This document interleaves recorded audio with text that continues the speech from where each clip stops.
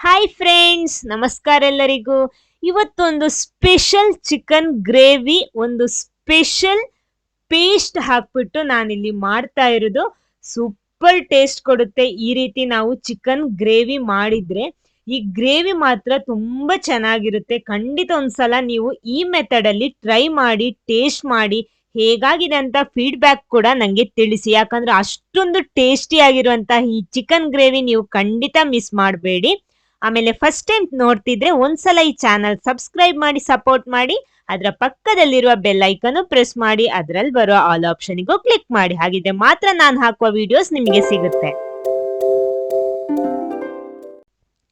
ನೋಡಿ. ಅದಕ್ಕೋಸ್ಕರ ಮೊದಲು ನಾನು 2 ಈರುಳ್ಳಿ ಉದ್ದಕ್ಕೆ ಕಟ್ ಮಾಡಿಬಿಟ್ಟು ಎಣ್ಣೆಯಲ್ಲಿ ಫ್ರೈ ಮಾಡ್ತಾ ಇದ್ದೀನಿ. ನಾನು ಇಲ್ಲಿ ಉದ್ದಕ್ಕೆ ಕಟ್ ಮಾಡಬೇಕು. ಇದನ್ನ ಚೆನ್ನಾಗಿ ಫ್ರೈ ಮಾಡಬೇಕು. ಫ್ರೈ ಅಂದ್ರೆ ಉಪ್ಪೇನು ಹಾಕೋಬೇಡಿ, ಹಾಗೆ ಫ್ರೈ ಮಾಡಬೇಕು. ಮೀಡಿಯಂ ಫ್ಲೇಮ್ ಅಲ್ಲಿ ಇಟ್ಟು ಈ ರೀತಿ ಮಿಕ್ಸ್ ಮಾಡ್ತಾನೆ ಇರಬೇಕು. ಹಾಗಿದ್ರೆ ಮಾತ್ರ ನಮ್ಗೆ ಕರೆಕ್ಟ್ ಸಿಗುತ್ತೆ. ನೋಡಿ, ಇಷ್ಟು ಫ್ರೈ ಆಗ್ಬೇಕು. ಅಂದ್ರೆ ಕಪ್ಪಾಗಬಾರ್ದು, ಜಸ್ಟ್ ಒಂದು ಬ್ರೌನ್ ಕಲರ್ ಬರ್ಬೇಕು. ಓಕೆ, ಇದನ್ನ ನಾನು ತೆಗಿತಾ ಇದ್ದೀನಿ. ತೆಗ್ದ್ಬಿಟ್ಟು ಒಂದು ಪ್ಲೇಟ್ ಅಲ್ಲಿ ಹಾಕ್ಬಿಟ್ರೆ ಸ್ವಲ್ಪ ಹೊತ್ತಾದ್ಮೇಲೆ ಒಳ್ಳೆ ಕ್ರಿಸ್ಪಿ ಆಗಿ ಇರುತ್ತೆ. ಓಕೆ, ಈ ಚಿಕನ್ ಗ್ರೇವಿ ಮಾಡೋದಿಕ್ಕೆ ನಾನು 500 ಗ್ರಾಮ್ ಚಿಕನ್ ತಗೊಂಡಿದ್ದೀನಿ. ಚಿಕನ್ ಲೆಗ್ ಮಾತ್ರ ಸ್ವಲ್ಪ ದೊಡ್ಡದಿದೆ. ಆಮೇಲೆ ಮೀಡಿಯಂ ಪೀಸ್ ಮಾಡ್ಕೊಂಡಿದ್ದೀನಿ. ಆಮೇಲೆ ಅದಕ್ಕೆ ರುಚಿಗೆ ತಕ್ಕಷ್ಟು ಮೊದಲು ಉಪ್ಪು ಸೇರಿಸ್ಕೊಳ್ಳಿ. ಆಮೇಲೆ ಅರ್ಧ ಟೀ ಸ್ಪೂನ್ ಅಷ್ಟು ಅರಿಶಿನ ಹುಡಿ ಹಾಕ್ತಾ ಇದ್ದೀನಿ. ಆಮೇಲೆ ಮೆಂತೆ ಹುಡಿ 1/4 ಟೀ ಸ್ಪೂನ್ ಹಾಕ್ತಾ ಇದ್ದೀನಿ. ಜೀರಿಗೆ ಹುಡಿ ಅರ್ಧ ಟೀ ಸ್ಪೂನ್ ಹಾಕ್ತಾ ಇರೋದು. ಆಮೇಲೆ ಕೊತ್ತಂಬರಿ ಹುಡಿ ಮಾತ್ರ ನಾನಿಲ್ಲಿ 3 ಟೀ ಸ್ಪೂನ್ ಹಾಕ್ತಾ ಇದ್ದೀನಿ. ಕೊತ್ತಂಬರಿ ಸ್ವಲ್ಪ ಜಾಸ್ತಿನೇ ಬೇಕು.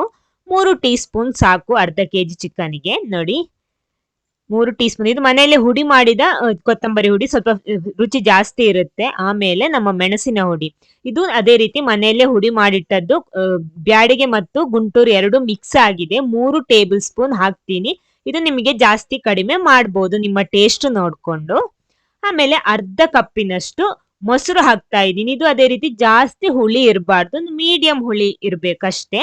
ಸ್ವಲ್ಪ ಕರಿಬೇವನ್ನು ಹಾಕ್ತೀನಿ. ಶುಂಠಿ ಮತ್ತು ಬೆಳ್ಳುಳ್ಳಿ ಜಜ್ಜಿಬಿಟ್ಟು ಹಾಕ್ತಾ ಇರೋದು 1 ಟೇಬಲ್ ಸ್ಪೂನ್ ಸಾಕು. ಆಮೇಲೆ ನಿಂಬೆ ಹಣ್ಣು ನಾನಿಲ್ಲಿ ಅರ್ಧ ತಗೊಂಡಿರೋದು. ಯಾಕಂದ್ರೆ ಮೊಸರು ಹುಳಿ ನೋಡ್ಕೊಂಡು ನೀವು ಅಡ್ಜಸ್ಟ್ ಮಾಡ್ಕೊಳ್ಳಿ, ಟೇಸ್ಟ್ ನೋಡ್ಕೊಂಡು. ಬೇಕಿದ್ರೆ ಆಮೇಲೇನು ಹಾಕೋಬಹುದು. ಹಾಕ್ಬಿಟ್ಟು ಒಂದ್ಸಲ ಇದನ್ನ ಚೆನ್ನಾಗಿ ಮಿಕ್ಸ್ ಮಾಡಿ ಈ ರೀತಿ. ಆಮೇಲೆ ಇದ್ರ ಮೇಲ್ಗಡೆ ನೋಡಿ, ನಾವು ಆವಾಗ ಹುರಿದಿಟ್ಟ ಫ್ರೈ ಮಾಡಿಟ್ಟ ಈರುಳ್ಳಿ ನೋಡಿ ಈ ರೀತಿ ಹುಡಿ ಹುಡಿ ಆಗ್ಬೇಕು. ಇದನ್ನ ಇದ್ರ ಮೇಲ್ಗಡೆ ಹಾಕ್ತೀನಿ. ಇವಾಗ ಮಿಕ್ಸ್ ಮಾಡಬೇಡಿ, ಜಸ್ಟ್ ಮೇಲ್ಗಡೆ ಹಾಕ್ಬಿಟ್ಟು ಇದನ್ನ ಒಂದು ಅರ್ಧ ಗಂಟೆ, ಮಿನಿಮಮ್ ಅರ್ಧ ಗಂಟೆ ಹೊತ್ತಾದ್ರೂ ಇದನ್ನ ರೆಸ್ಟ್ ಮಾಡ್ಬೇಕು. ಜಾಸ್ತಿ ನಿಮಗೆ ಎಷ್ಟು ಬೇಕಿದ್ರು ರೆಸ್ಟ್ ಮಾಡ್ಬೋದು, 1 ಗಂಟೆ ಬೇಕಿದ್ರು ಮಾಡ್ಬೋದು, ತೊಂದ್ರೆ ಏನಿಲ್ಲ. ಟೇಸ್ಟ್ ಜಾಸ್ತಿನೇ ಸಿಗುತ್ತೆ. ಮಿನಿಮಮ್ ಅರ್ಧ ಗಂಟೆ ಹೊತ್ತಾದ್ರೂ ಇದನ್ನ ರೆಸ್ಟ್ ಮಾಡ್ಕೊಳ್ಳಿ. ನೋಡಿ, ಇದೇ ನಮ್ಮ ಸ್ಪೆಷಲ್ ಪೇಸ್ಟಿಗಿರುವಂತಹ ಇಂಗ್ರೀಡಿಯೆಂಟ್ಸ್. 10 ಬಾದಾಮ್ ನಾನು ನೀರಲ್ಲಿ ನೆನೆಸಿಟ್ಟಿದ್ದೆ. ಅದನ್ನ ಈ ರೀತಿ ಅದರ ಸಿಪ್ಪೆ ತೆಗಿಬೇಕು. ತೆಗೆದು ನಾವು ಯೂಸ್ ಮಾಡೋದು. ಆಮೇಲೆ ಒಂದು 1/4 ಕಪ್ಪಿನಷ್ಟು ಗೋಡಂಬಿನೂ ತಗೊಂಡಿದ್ದೀನಿ. ಅದು ನಾನು ನೆನೆಸಿಟ್ಟಿಲ್ಲ, ನಿಮ್ಗೆ ಬೇಕಿದ್ರೆ ಅದನ್ನು ನೆನೆಸಿಡ್ಬಹುದು. ನೋಡಿ, ಇದನ್ನ ಚೆನ್ನಾಗಿ ಮಿಕ್ಸಿ ಜಾರಲ್ಲಿ ಹಾಕ್ಬಿಟ್ಟು ಪೇಸ್ಟ್ ಮಾಡಬೇಕು. ಅಂದ್ರೆ ಜಾಸ್ತಿ ನೀರು ಸೇರಿಸಬಾರ್ದು. ಇದಕ್ಕೆಷ್ಟು ನೀರು ಅಂದ್ರೆ ಗ್ರೈಂಡ್ ಮಾಡೋದಿಕ್ಕೆ, ರುಬ್ಬೋದಿಕ್ಕೆ ಎಷ್ಟು ನೀರು ಬೇಕು ಅಷ್ಟು ಮಾತ್ರ ಸೇರಿಸ್ಬಿಟ್ಟು ಇದನ್ನೊಂದು ಪೇಸ್ಟ್ ಮಾಡಬೇಕು. ಓಕೆ, ನಾನು ಇದನ್ನ ಪೇಸ್ಟ್ ಮಾಡಿ ತರ್ತೀನಿ.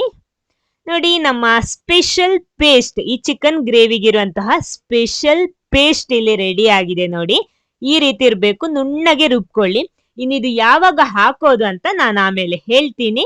ನೋಡಿ, ಇದನ್ನೊಂದು ಸೈಡ್ ಅಲ್ಲಿ ಇಟ್ಕೊಳ್ಳಿ. ನೋಡಿ, ಈ ರೀತಿ ರೆಡಿ ಮಾಡಿಬಿಟ್ಟು ಸೈಡ್ ಅಲ್ಲಿ ಇಟ್ಬಿಡಿ. ಓಕೆ, ನೆಕ್ಸ್ಟ್ ನೋಡಿ, ನಾನು ಕಡಾಯಿ ಬಿಸಿ ಮಾಡಿಟ್ಕೊಂಡಿದ್ದೀನಿ.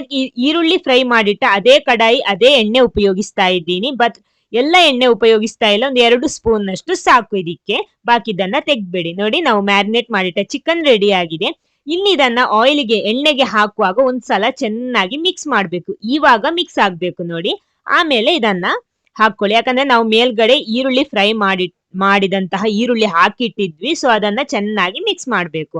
ಆಮೇಲೆ ಎಣ್ಣೆಗೆ ಹಾಕೊಂಡು ಒಂದ್ಸಲ ಚೆನ್ನಾಗಿ ಇದನ್ನ ಮಿಕ್ಸ್ ಮಾಡ್ಬೇಕು. ಫ್ರೈ ಆಗ್ಬೇಕು, ಎಣ್ಣೆಯಲ್ಲಿ ಒಂದ್ಸಲ ಚೆನ್ನಾಗಿ ಫ್ರೈ ಆಗ್ಬೇಕು. ಇವಾಗ ನೀರೇನು ಸೇರಿಸಬೇಡಿ, ಇದೇ ರೀತಿ ಫ್ರೈ ಮಾಡಿ ಇದನ್ನ ಮುಚ್ಚಿ ಬೇಯಿಸ್ಬೇಕು. ಒಂದು 10 ನಿಮಿಷ ಬೇಯಿಸ್ಕೊಳ್ಳಿ. ನೋಡಿ, ಎಷ್ಟು ಚೆನ್ನಾಗಿ ನೀರೆಲ್ಲ ಬಂದಿದೆ. ನೋಡಿ, ನೀರು ಬಂದಿಲ್ಲ ಅಂದ್ರೆ ನಮಗಿನ್ನು ಸೇರಿಸ್ಬೋದು ನೀರು. ಒಂದ್ಸಲ ಚೆನ್ನಾಗಿ ಮಿಕ್ಸ್ ಮಾಡ್ಕೊಳ್ಳಿ. ಇನ್ನು ಇದಕ್ಕೆ ಅಂದ್ರೆ ನಾವಿದು ಗ್ರೇವಿ ತರ ಮಾಡುದು, ರೋಸ್ಟ್ ಅಲ್ಲ. ಆದ ಕಾರಣ ಸ್ವಲ್ಪ ನೀರು ಸೇರಿಸಲೇಬೇಕು. ಯಾಕಂದ್ರೆ ಈ ಗ್ರೇವಿಗೆ ಇರೋದು ಟೇಸ್ಟ್. ಆದ ಕಾರಣ ನಾವು ರೋಸ್ಟ್ ಮಾಡಿಟ್ರೆ ನಮಗೆ ಆ ಟೇಸ್ಟ್ ಚೆನ್ನಾಗಿ ಸಿಗಲ್ಲ. ಆ ಗ್ರೇವಿನೇ ಬೇಕು ನಮಗೆ. ಆದ ಕಾರಣ ನಿಮ್ಗೆ ಎಷ್ಟು ಗ್ರೇವಿ ಬೇಕೋ ಅಷ್ಟು ನೀರು ಸೇರಿಸ್ಕೊಳ್ಳಿ. ನೋಡಿ ನಾನು ಸ್ವಲ್ಪ ಅದಕ್ಕೆ ಮ್ಯಾರಿನೇಟ್ ಮಾಡಿಟ್ಟ ಚಿಕನ್ನ ಪಾತ್ರೆಗೆ ಹಾಕ್ತಾ ಇದ್ದೀನಿ. ಹಾಕ್ಬಿಟ್ಟು ಒಂದ್ಸಲ ಚೆನ್ನಾಗಿ ಮಿಕ್ಸ್ ಮಾಡಿಬಿಟ್ಟು ಇದಕ್ಕೆ ಇವಾಗ ನಾನು ಒಂದು ಅರ್ಧ ಟೀ ಸ್ಪೂನ್ ಅಷ್ಟು ಕಾಳು ಮೆಣಸಿನ ಹುಡಿ ಹಾಕ್ತಾ ಇದ್ದೀನಿ. ಹಾಕ್ಬಿಟ್ಟು ಒಂದ್ಸಲ ಚೆನ್ನಾಗಿ ಮಿಕ್ಸ್ ಮಾಡಿ ಇನ್ನು ಇದನ್ನ ಬೇಯಿಸ್ಬೇಕು. ನೋಡಿ ಗ್ರೇವಿ ಸ್ವಲ್ಪ ನೀರು ನಿಮ್ಗೆ ಎಷ್ಟು ಬೇಕೋ ನೋಡ್ಕೊಂಡು ಹಾಕೊಳ್ಳಿ, ಯಾಕಂದ್ರೆ ಗ್ರೇವಿ ಬೇಕು, ಅದು ಮಾತ್ರ ಮರಿಬೇಡಿ. ಓಕೆ, ಮುಚ್ಚಿ ಬೇಯಿಸ್ತಾ ಇದ್ದೀನಿ. ನೋಡಿ 20 ನಿಮಿಷ ನಾನು ಇದನ್ನ ಮೀಡಿಯಂ ಫ್ಲೇಮ್ ಅಲ್ಲಿ ಇಟ್ಟು ಬೇಯಿಸಿದ್ದೀನಿ. ಇವಾಗ ಚಿಕನ್ ಎಲ್ಲ ಬೆಂದಿದೆ. ಇದು ಚಿಕನ್ ಬೆಂದ ಮೇಲೆ ನಿಮ್ಗೆ ಎಷ್ಟು ಟೈಮ್ ತಗೊಳುತ್ತೋ ಅದು ತಗೊಳ್ಳಿ. ಅಂದ್ರೆ ಚಿಕನ್ ಮಾತ್ರ ಬೆಂದಿರ್ಬೇಕು ಈ ಸ್ಟೇಜ್ ಅಲ್ಲಿ. ನೋಡಿ ಚಿಕನ್ ಎಲ್ಲ ಇವಾಗ ಚೆನ್ನಾಗಿ ಬೆಂದಿದೆ. ನೋಡಿ ಈ ರೀತಿ ಇದೆ.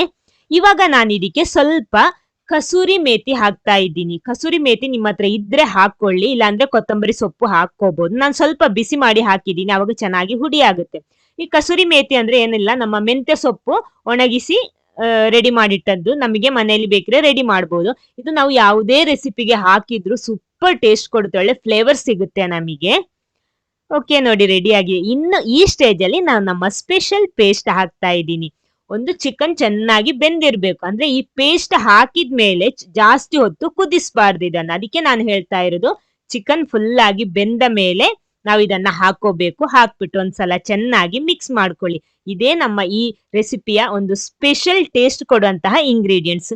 ಓಕೆ, ಒಂದು 3 ನಿಮಿಷ ಕುದಿಸಿದ್ರೆ ಸಾಕು, ಜಾಸ್ತಿ ಬೇಡ. ನೋಡಿ ನಮ್ಮ ಸ್ಪೆಷಲ್ ಚಿಕನ್ ಗ್ರೇವಿ ಇಲ್ಲಿ ರೆಡಿ ಆಗಿದೆ.